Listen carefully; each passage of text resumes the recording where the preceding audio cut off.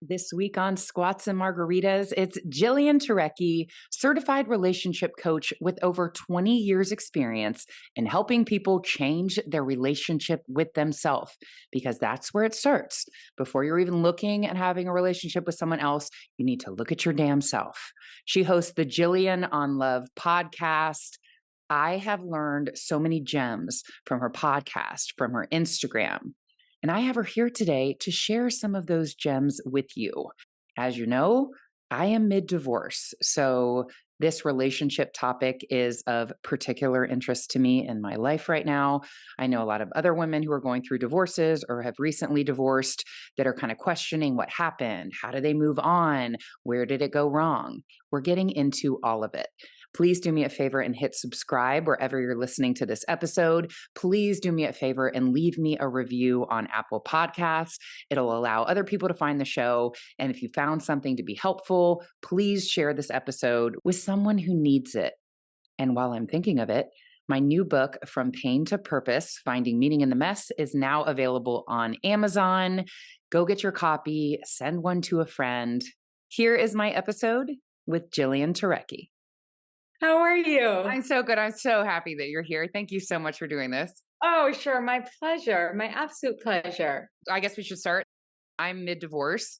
And so this Okay. topic and relationships and kind of analyzing what went wrong, like where do I go from here, all of that, like it's very top of mind for me right Uh-huh. now. I would imagine it is mid-divorce for sure. Absolutely. And we were together for 18 years. Been together for 18 years. Wow. 18 years together, 8 years married, 2 kids. And I wanted to start with relationship to self because I feel like that is what happened in my marriage. I loved him, but I didn't love me. And I Hmm. wanted to start there because you say how we feel about ourselves determines the quality of our lives. And the relationship with self is the relationship you should be looking at before any relationship with another person. Yeah, I mean, it's very important. I mean, look, I don't want people don't have to have this amazing relationship with themselves in order to be in a relationship, because a lot of times we learn how to love ourselves more when we're in a relationship and relationally. So that being said, that's very important because then that's like telling people who struggle with their self-worth that they're not capable of being in a relationship. It's Right. not true. Though, if you really struggle, the thing is that it's not about let's get my relationship with myself great and then I can be in a relationship. It depends on who you're talking to. If I'm speaking to someone and they have a history of toxic relationships, abusive relationships, codependent relationships, on just forget about victim villain, just unhealthy relationships, Mhm. then something needs to be addressed in their relationship with themselves. There's work that needs to be done.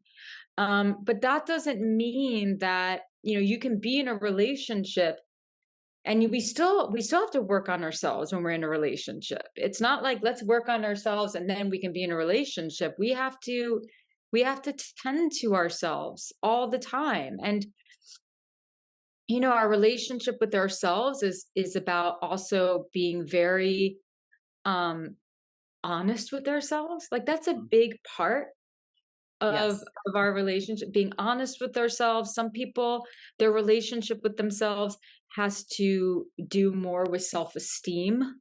Yes. So it's more about learning how to have a voice in a relationship. For some people, their relationship with themselves has more to do with how they treat their bodies, Mhm. right? So for some, it's a combination of all of it. So when we think about or when we have the conversation around relationship with self, we have to think about, well, what exactly does that actually mean? It sort of encompasses all of it. Yes, I'm glad you said that. So it's not just about like being in love with yourself and loving who you are before you get in a relationship. It's more like understanding who you are and going there and really like looking at your needs, like what you require in a relationship. I feel like I don't have these numbers. I wish I did, but I bet they're high of women who have filed for divorce in their 40s because I feel like women do not know who they are until about 40. And so if you Yeah. meet your husband in your 20s, my husband always say, you meet their representative. You meet someone that's like, oh my God, I love that movie or whatever you want. And Yeah. that's exactly what happened. I was 24. I am self aware enough now to know that I was probably attracted to my husband for validation because I did not have self worth. And he was an NFL Pro Bowl linebacker. You're I, also lo- 24. I How was could you have 24, but I great had no self-worth? body Yeah. image, multiple eating disorders. Like I can answer all Okay. that. I There's other struggled. stuff. Yeah. I was Yeah. coming out of the mess. He was shiny. I see that now. I loved Yes. him. I still love him. We co-parent together, but he is not my match. And I think he was the match for a very insecure, not having self-worth woman. And when I stepped into purpose and started doing what I'm doing now and really realized who I am, we're not a match anymore. And I Yeah. wonder how much that happens when women kind of step into purpose later on in life where they're like, hold on, like maybe I was projecting something that he was a match for in my Yeah. 20s and 30s, but now I almost feel like I'm on a higher vibe and I really have done the work personally. And now I'm like, maybe he isn't the match. And I think I just went along with it for so long because, like I said, validation. And I felt like I wasn't worthy of something else. And when I did my self work, that's why I wanted to start there, looking at my authentic self and what I want, he wasn't it. And we're ending the marriage.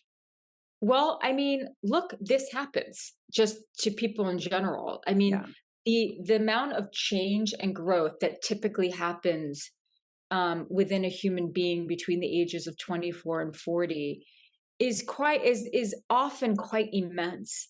So a lot of people when they get married when they're much younger find that as they do grow more into themselves, they discover that they're no longer a good match for the person that they're in a relationship with.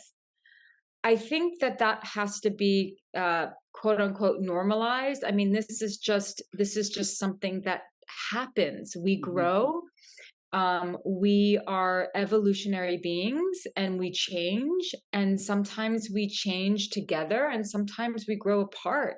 Yes. And that's just, I think that's just, it's just part of the deal of being a human being here. That's interesting. Yeah, when you're saying Yeah. like you grow together, because I'm like, well, how did the people that made it into their 40s stay married? Because they're growing together.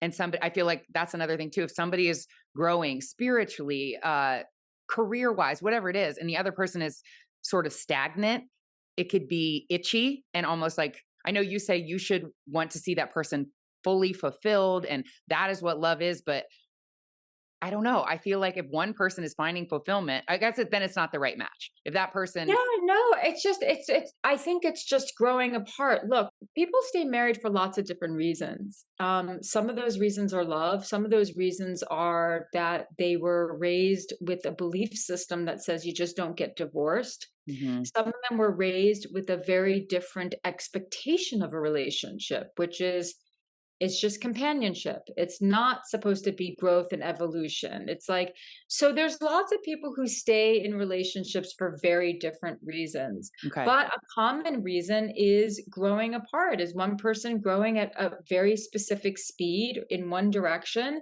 and the other person's growing at a different speed in the other direction. And then you realize what was once right is no longer right. And this Yes. is just the thing that people we don't talk about enough. It's just part of life.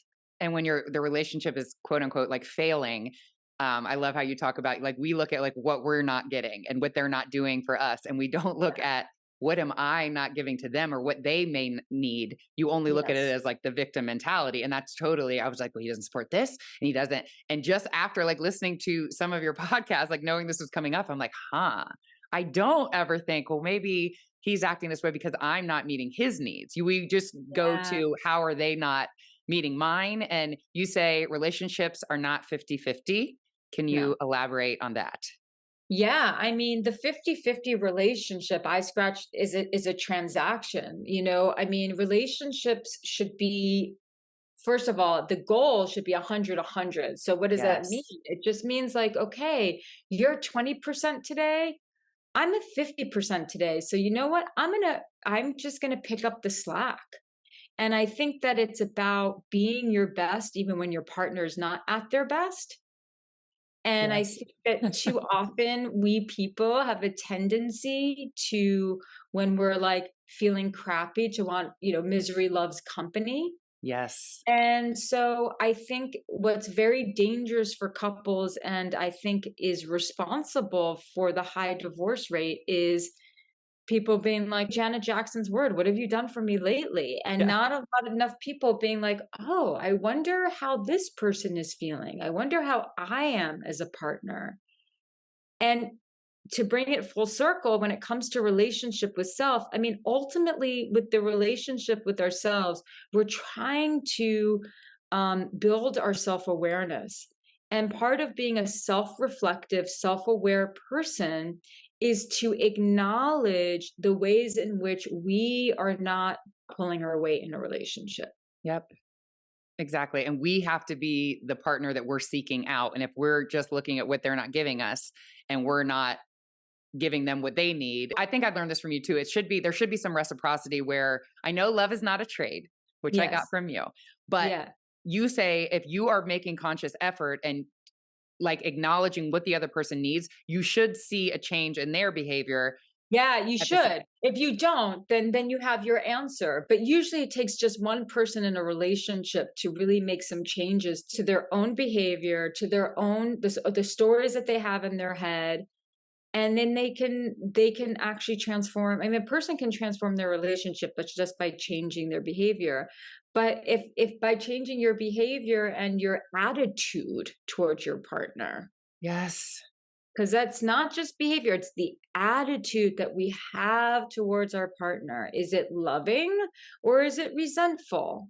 And Resentment is a mental prison. it's a I mental got it. prison. Right. So most people, most couples who I've worked with, what they need is an attitude adjustment. They don't have a loving attitude towards their partner. And when they start to do that and bring in appreciation and trying to understand their partner, if their partner's a different gender, trying to understand their psychology, just the way that person operates, a lot of times when they make those adjustments to the attitude, magic happens. And sometimes it doesn't. Then your answer is just that much more clear if you're deliberating whether or not you should stay or go. Yes, and when it's unclear, like somebody maybe doesn't have the most pleasant, cheery attitude towards you, and you're like, "What is going on?" I also learned from you that sometimes an apology, somebody requires an apology and you may not even know, and Yeah. they're not getting it and they are resentful and they may not even know. Like they're just I feel like there is some of that in my relationship too. I'd be like, "What is wrong? What did I do?" But you say Yeah. ask. Ask them Yeah. if they need an apology. Yes. But it's also the way that you ask. Okay. You know, if you're What the just like, hell is what wrong? did I do? I don't Yeah, understand. okay. Fair, yes. That's usually not going to Yeah, yield the result that you want. okay. But if it's more like, I get this sense that you're upset with me in some way, or I get this sense that there's something that I could be doing for you that I haven't been doing. Can we talk about it? I like that. Yeah, I don't say it like that. Well, My other thing is for 18 years, I admit it, I am a martyr. Like, I'm like, I'll do everything. I do everything Yeah. around the house and for the kids, and you don't help. I don't ask him. And it's like, because I feel like I have to do all the things, and that is how I validate myself, all the things I do for the family. So I'm not even asking him. And there will be times where just like the breakdown and fighting at night is because I'm giving a bath. Someone else needs wiped. I have two young kids and he's like down in the basement. And I'm like, "Oh, does anybody know where daddy is?" And oh, that's fine. I'll get it. Martyr, martyr. And then he'll come down and be like, Well, "I didn't passive know." aggressive So martyr. passive. Yeah. But Yeah. I feel like, they're getting baths. You're their father. I assume that he sees what's going on and would help me as their parent. But he says, "You don't ask me. You're not communicating." And I almost feel this is ridiculous to say, but it's like I feel like I couldn't handle it. I don't want to ask him, but then at the same time, I'm upset when he doesn't help me. So I know that I have some blame in this, but it's like if you are the parent and you know this is going on and you're so locked into your show or whatever you're doing, I build No, up no, because resentment. you have to communicate, because I don't. because couples do best when they know what their roles are and what their responsibilities are. And so one of the things, like, So there's only just a handful of things that couples fight about: money, time, sex, responsibilities. Ours is D, responsibilities. Right? So That's that's a all we fight common about. one. And so that's why there has to be a conversation about, like, let's figure out what the responsibilities are, because some people, some families, it's like, and this is definitely a more traditional model, but it's like one person is kind of taking care of the household, the other person is taking care of something else, one person is taking care of the kids. But either way, it has to be a conversation. I think that where women really get tripped up is that they want the help, but they also want to control everything. They think, well, I'm just going to do it better, Yes. but then I'm going to be really mad at you for not doing it. Yes. So it's a game that we play with ourselves and with the other. Yes, he's not gonna do it the right way, so I'm like, "I'll just do it," but I'm so Yeah. annoyed that you didn't offer to do it. That is a Yeah. great segue when you're talking about, understanding the person that you're with. How much of who we are in relationships is from our programming as a child and what we saw? Because he Yeah. saw his mom do everything, is that why he's expecting that the mom does everything? Like, it's his Yeah, but program. also you trained him too because you did everything. 100%. 100%. Back in my less self-aware, self-love days, I was fine doing that. But it's like when Yeah. you kind of come into who you are and you respect yourself a little more, it's like, wait a minute, I do everything.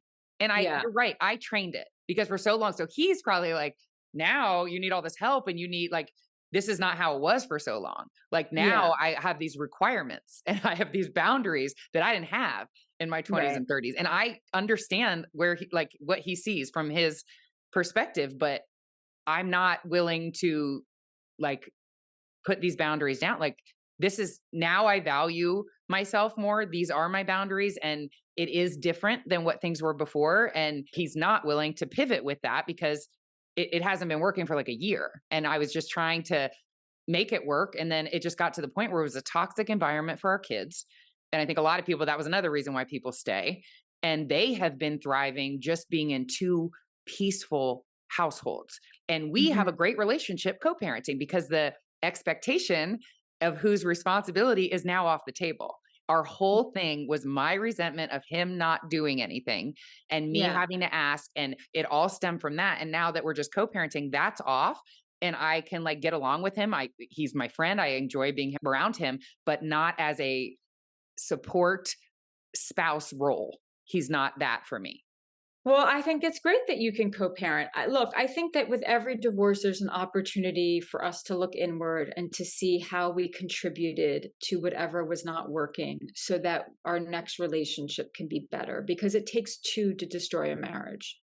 One person can destroy a marriage with infidelity and whatnot, but there's always, it's not, again, it's not 50-50, but we all have to see. So it might be, 70-30, but we have to see, especially if it's a relationship where you can be very honest with yourself and say, I didn't communicate certain things, I didn't think about his needs. This is the kind of self-reflective work that people need to do post divorce and breakup. Where am I in this? Where am I? What could I do better? What do I want to do better next time? And then next time, like thinking about, which I can't after 18 years, like even dating, but like if I find another relationship and now I know what my expectations are, you don't want to like put them on somebody right away. Like I don't want to waste my time. I don't want to be like, here's what I need. Like it's so daunting to even think about knowing what I want now. Well, maybe Find you should just enjoy your freedom I for a little. will. I totally. Yeah. I just feel like, well, I have you. Like if you have any Yeah. thoughts on I mean, now I know I just know who I am. You're right. It starts with your relationship with yourself. I didn't love myself. I didn't understand myself. I didn't want to go there and like really look at the dark things that I dealt with in my eating disorders and my depression and all those things. I was just trying to mask it and act like everything was fine. And now that I went there, I feel like I've kind of released it. I'm not carrying it anymore. And I've kind of stepped into who I really am. And now my eyes are open to like, this is not a match. And I'm fine by myself. Like I truly believe I will, it's not anything like I need to stay with him. So I have someone here. Like that's not a concern. I just don't want to settle.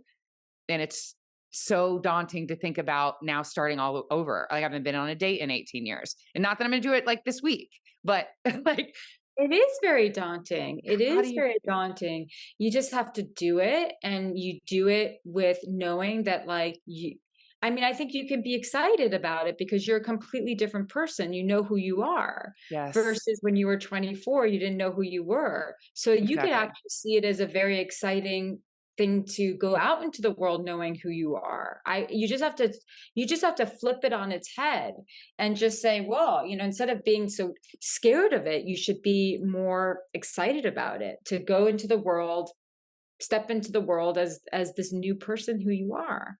I appreciate that reframe. It's an important reframe. Yeah. I attracted the match for what I was putting out. And it was that like demure, not confident, like just on his arm woman. And I got the match for that. But it's like now it's like manifesting. If I'm putting out an energy of who I actually am, now I should hopefully attract the match for this, if that makes sense. Yes. Now I'm putting Yeah. out my actual authentic self. So it made sense that I attracted that match before because I wasn't living as my authentic self. And now that I am, Very few people are living their authentic self at 24. I think I would just really, give yourself a little break with that. You were very, very young. mhm, So you're living now, you're a fully formed human, and you know who you are now. And there's great benefit to that. yeah, So you don't have to overthink it or worry about what you're attracting versus what you're not attracting. You're a completely different person than when yeah. you were 24 on every single cellular level.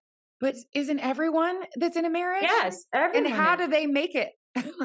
Like, how did they become different people and stay together, Well, you like know? I said earlier, people stay in marriages for very Oh, they might not different be happy. reasons. Okay. Yeah, they may not be happy, or they might just have different demands of a relationship. In other Mhm. words, they don't have many demands of the relationship, or they are best friends and it worked. It's really Yeah, hard to know. It's really true. hard to know. If someone is listening to this right now, like, like this is we're all hitting home.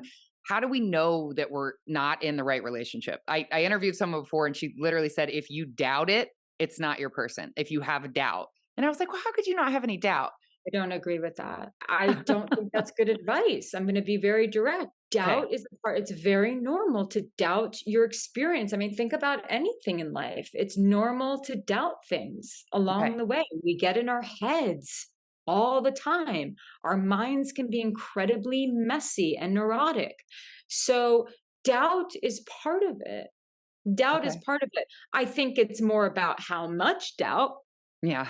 But to once in a while have doubt is, I think that, h you know, life is filled with a lot of ambivalence. Like, we have a lot of ambivalence towards ourselves, we'll have ambivalence towards others, we'll have ambivalence towards our work sometimes.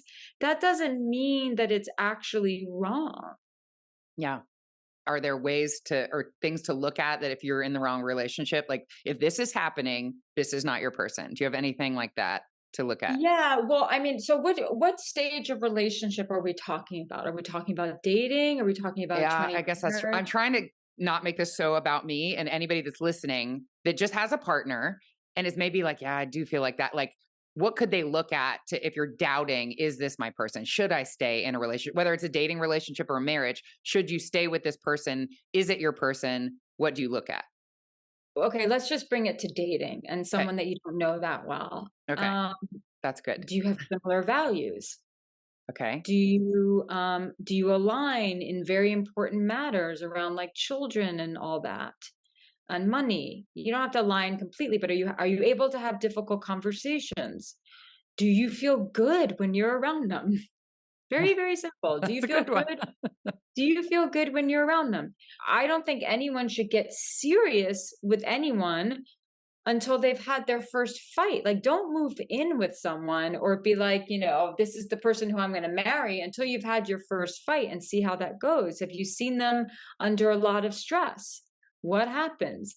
Are you able to meet in the middle when it comes to your fighting styles, your communication styles, your arguing styles? Um, Are they as interested in you as you are in them? So these are the things that are really important. So if those things are missing, I would say it's not right. Obviously, if there's any kind of abuse, you should leave right away. I don't believe in staying for that. Again, it's how do you know? I think the questions that we have to ask ourselves if we're in a committed relationship of whether or not it's right. First, you have to just evaluate, have I been communicating? Right. Have I been connected to myself, or am I making this person responsible for my happiness? Do I know what their needs are? Do I know what my needs are we having a conversation about this? Have we sought third party help? Um, am I have I been particularly stressed lately? Is it, what is my instinct? What is my intuition telling me? Like what? So really, I don't think that anyone should leave a committed relationship unless there's dire circumstances without having the necessary conversations. Okay. And like you said, really understanding what you need and what they need. It makes me think of like attachment style and like love languages, making sure that you're not giving them what you're wanting and you're Yes. paying attention to how they receive love. Yeah, how they receive love, how they receive security, how they receive like growth, how they receive feeling important. Like, Yeah. do they feel important to me? Do they feel like, do I make them feel important? Do I feel important to them? Why not? Are we communicating? So it's not an easy decision. No. I mean, it's more times than not a very, very difficult decision. Am I staying in this relationship because I'm too afraid to be alone, but really I'm not actually that happy? That's a big one. That is. And a self destruction is a big one. And if someone is not willing to look at their self destruction and there's nothing that you can do at that point, and now you have kids involved and you have asked them to address a situation and someone is not willing to work on themselves at some point, I don't think it's healthy to stay and be like when you have tried and you've tried someone's self-destructing, like their behaviors or their mental health situation is destructive and that is destroying the relation that can destroy a relationship. Yes, Correct? of Just that course it can. Yeah, and if they won't get really help, can. I can't be a part of that and allow my kids to be a part of that. So that was kind of like, what am I modeling for my daughter that this is a normal behavior and this is what marriage looks like or what love looks like? Because she's going to seek that out. Or if something happens like that to her, she's going to be like, oh, no, this is fine. This is marriage. This Yeah. is so that was a huge thing for me. If anyone else is listening, like, what am I showing her to accept? Because I am the model for that for her. Yes. So I think that's another thing to consider. Like maybe I go back to like 18 years of like how things used to be and you miss everything I miss is not my current situation. What I'm dealing with now is just I guess we both have changed because this is not something that I was dealing with before and if somebody will not get help, how can I can't hold the It's relationship together for two people. Yeah, no, it's very difficult when someone is going through something and they're being destructive or midlife crisis or something like that, and then they're not willing to get help. Yeah, it's a very helpless feeling to be in a relationship with someone who's not willing to get help to change certain things that are not serving the relationship, the marriage. It's very hard. It is. And at some point you have to just take like you feel guilty almost like leaving when they're in this state. But at Mhm. what point and that's the other thing too, like, yes, when you said you should get third party counseling, what if one person won't do that? Like, Yeah. you can't, I don't know. It's just It like, I takes think 2. Both people have to participate in the relationship. It takes 2. Yeah, it's very difficult. that takes It like some of the pressure off too, where you're just like, or the guilt of like giving up. Cause the whole Yeah. thing too, it's like, I made vows and we have these kids and marriage is for life. And like, you work on it, but you can't be the only one working on it. Like, you No, can't. and look, sometimes that's where an ultimatum is necessary, but it's all in the presentation of it. It's, "I love you. I want to be there for you, but you are not willing to help yourself and you're not willing to do anything. And in order for me to function in this relationship, I need some things to change. Love it. And then we'll just end it with, if somebody is newly divorced or going through a divorce, like just one tip. I think you've already given it probably, of where to focus, and it's probably yourself before getting Yeah, into a new relationship. focus on yourself and your freedom. I think that, not enough people really uh celebrate enough after a divorce. I mean, most of the time, and really it is most of the time, you get a divorce, you're not getting a divorce because you were happy. You're getting a divorce because things were really difficult. Yeah. So now you're free. But that's what everybody, the first thing everybody says is, "Oh, I'm so sorry." And I'm like, "It's fine." And I thank Yeah. you, but it's fine because Well, it can be exactly. a very divorce can be very upsetting and very hard, but yes, it's great. You can say, I'm going to enjoy my freedom now. Thank you. Again, with the reframe. Where can people find you if they want more? Well, I mean, you just need to know my name, Jillian Turecki. So on Instagram, on TikTok, jillianturecki.com. And yeah, you just need to know my first name and my last name, and you will find everything that you need to find. And you need Jillian on Love podcast in your life, I can Oh, tell you yes. And that. I forgot I should mention my podcast, Jillian on Love. Thank you very much. Spotify, Apple, wherever you listen to pods. For the women out there, I just had an amazing membership called The Conscious Woman. And this is for women for all stages. Some are divorced, some are not, who all want to do this sort of self-reflective work to make themselves more conscious and a lot more skilled in relationship. And where do we sign up for that? Yes, so you just go to jillianturecki.com and then you'll see it right there. Or you can Google the Conscious Woman membership and it's only $36 a month and there's tons and tons of content, some live content with me, so it's pretty awesome. It's a And global community now. wow. It's pretty phenomenal. And your Instagram, like just click through her reels, like just the gems that you drop daily. I'm glad we got into all of them. This was exactly what I hoped it would be. Thank you so much for Oh, coming on. thank you. I appreciate it so much.